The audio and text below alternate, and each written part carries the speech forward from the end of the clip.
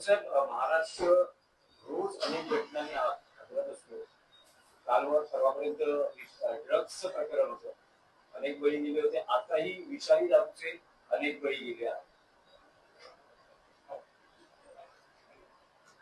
पुणे, पिंपरी चिंचवड, पिंपरी या भागामध्ये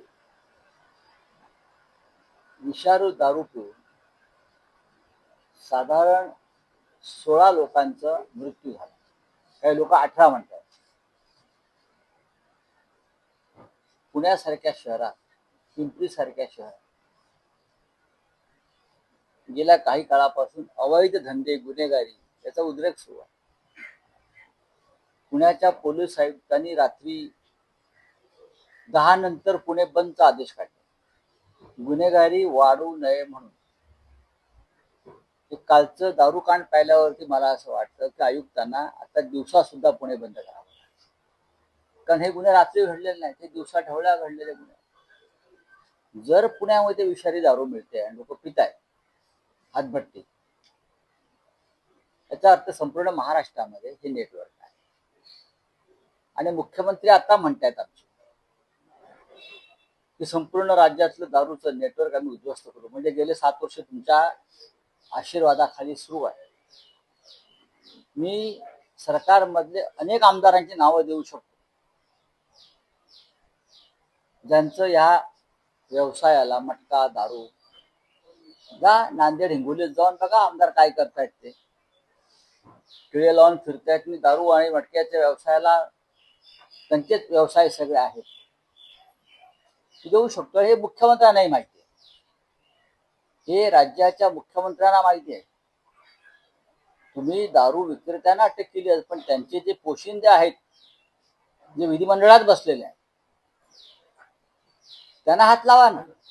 मुख्यमंत्री काल काय म्हणाले? कोणालाही सोडू नका, कुणालाही सोडू नका. अशी दुर्घटना घडली काय त्यांचं एक बोधवाक्य आहे, कुणालाही सोडू नका.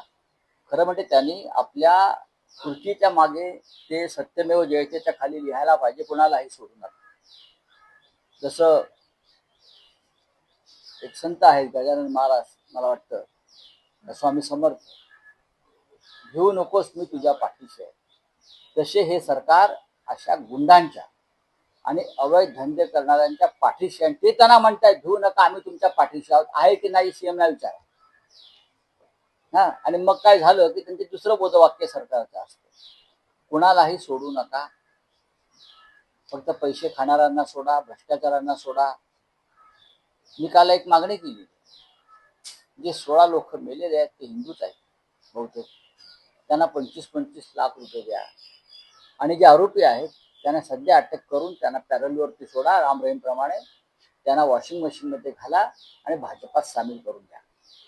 त्या महाराष्ट्रात हेच चाललंय सध्या. आम्ही टीका केली का त्यांना मिरच्या घालतात, मिरच्या. आम्ही टीका नाही करायची, आम्ही या विषयावर बोलायचं नाही. मग त्यांचे लोक समर्थन करायला येतात की विषारी दारू पिणं कसं समर्थनीय आहे वगैरे सांगायला येतात. या राज्यात दारूबंदी नाही हे मला माहिती आहे, पण जिथे दारूबंदी आहे, वर्धा जिल्हा जो गांधी जिल्हा झाला, तिथे धोम नदीच्या पात्रावर दारूच्या भट्ट्या आहेत. जिथे विनोबांचा आश्रम, गांधींचा आश्रम होता, जो गांधी जिल्हा झाला. आहे की नाही पहा, जाऊन एकदा मुख्यमंत्र्यांनी पाहावं. या राज्याची अवस्था कायदा सुव्यवस्थेच्या बाबतीमध्ये अत्यंत गंभीर आहे.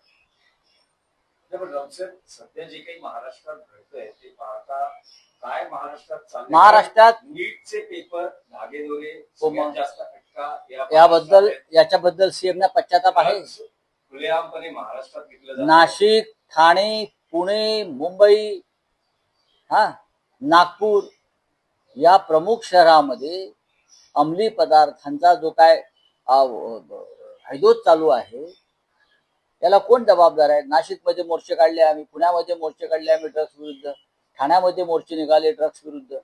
आणि मुख्यमंत्र्यांना या सगळ्या गोष्टीकडे गांभीर्यानं पाहण्यासाठी वेळ आहे का? मुख्यमंत्री आणि त्यांचे सहकारी मंत्री हे राज्यात ज्या काय 15-16 विधान परिषद निवडणुका स्थानिक स्वराज्याच्या आहेत, संस्थांच्या, त्याच्यामध्ये गुंतलेले आहेत.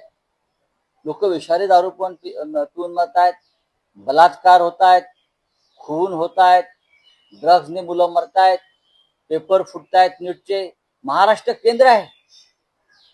याचं खरं म्हणजे पश्चाताप त्यांनी करून घेतला पाहिजे. या सरकारनं मंत्रालयाच्या पायरीवर बसून त्यांनी पश्चाताप केला पाहिजे की महाराष्ट्र हे अशा प्रकारच्या परीक्षांच्या पेपर फुटीचं आणि तरुण पिढीच्या जीवनाचं उद्ध्वस्त करण्यामागचं केंद्र आहे महाराष्ट्र. याबद्दल सरकारला पश्चातापाची एक तरी दिसते का तुम्हाला? मी 10 गोष्टी सांगू शकतो सरकार सध्या कशामध्ये बिझी आहे, पण सरकारची अब्रू जाईल. सरकारचं पूर्ण वस्त्रहरण, कोणते कुठे व्यापार चालू आहेत हे सगळं वाऱ्यावर सोडून हे सांगू शकतो मी. पण राज्याच्या मुख्यमंत्र्यांपासून त्याच्या संपूर्ण सरकारची पूर्ण बेआबरू होईल आणि ती बेआबरू महाराष्ट्राची असेल. घरगुती पाईपलाईन गॅस मागतोय, ₹2 सीएनजी वाढतोय, आठवड्यात 2 आठवड्याची दुसरी दरवाढ आहे, सातत्याने दरवाढ होते. त्याच्यावरती एक उपचार मी सांगितलंय ना मागे सुद्धा. नमो नमो म्हणायचं, ध्यानाला बसायचं, डोळे उघडलं श्रीराम जय श्रीराम म्हणायचं, भाव खाली येते. संघाचे जे सुनील आंबेडकर आहेत ते म्हणतात की संघ जर मजबूत असला तर देशाची फाळणी झाली. आता संघ मजबूत आहे. आता संघ मजबूत आहे.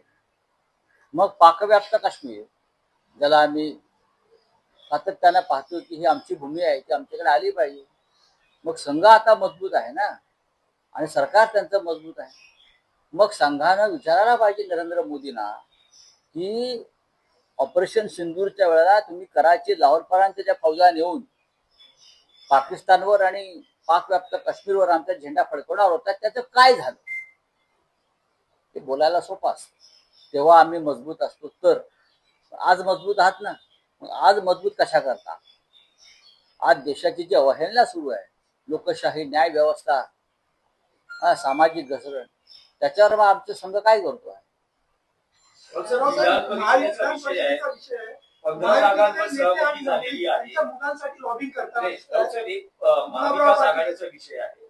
17 पैकी 15 जागांवर सहमती आहे. 2 जागा नाशिक आणि नांदेड आहेत शिल्लक.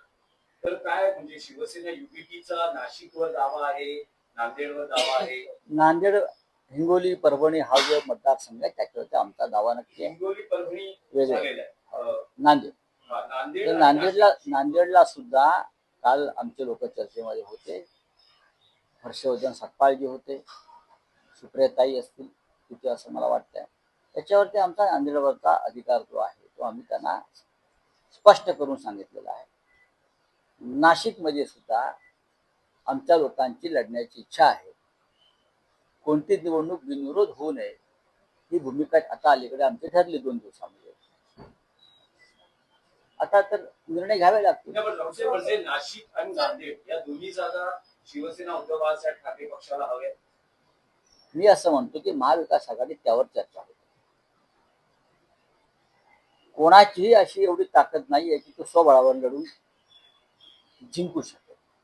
हे सत्य आधी स्वीकारलं पाहिजे. तरीही बिनविरोध जागा निवडणुका होऊ द्यायच्या नाही, हा महाविकास आघाडीने घेतलेला निर्णय आहे. कनिष्ठ नेते आहेत पार्थ पवार आणि ते आता वरिष्ठ नेत्यांना आदेश देत आहेत.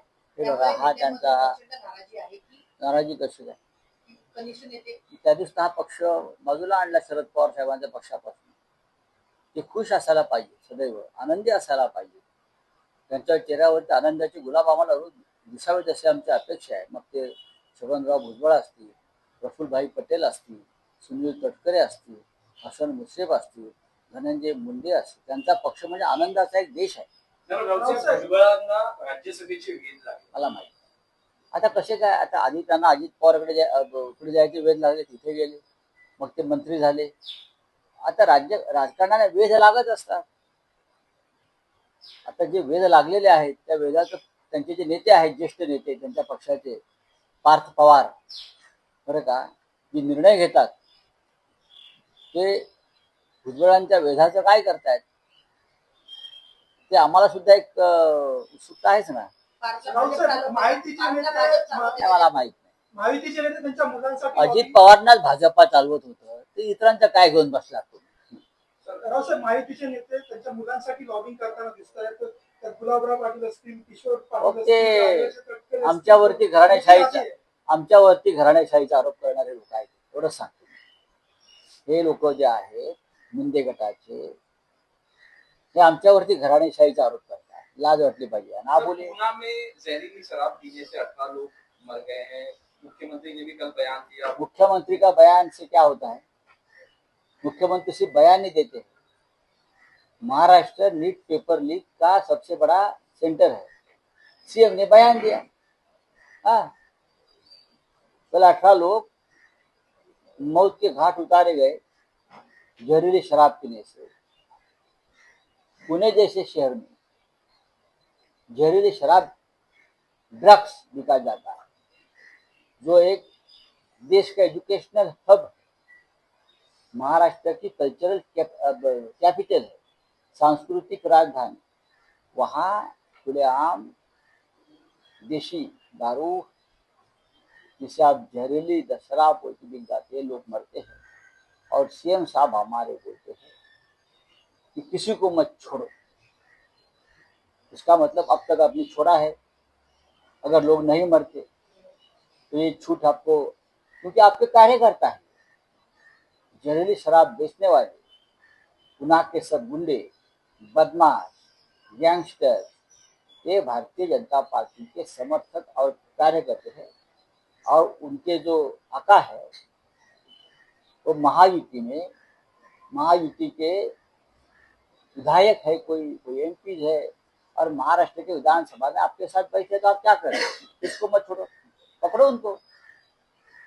विधायक के समर्थन के या सपोर्ट के बिना इस प्रकार से कांड किसी भी क्षेत्र में नहीं हो सकते। पुलिस 2 नंबर पे आती है, सबसे पहले वहां के राजनेता जो आपके पार्टी में।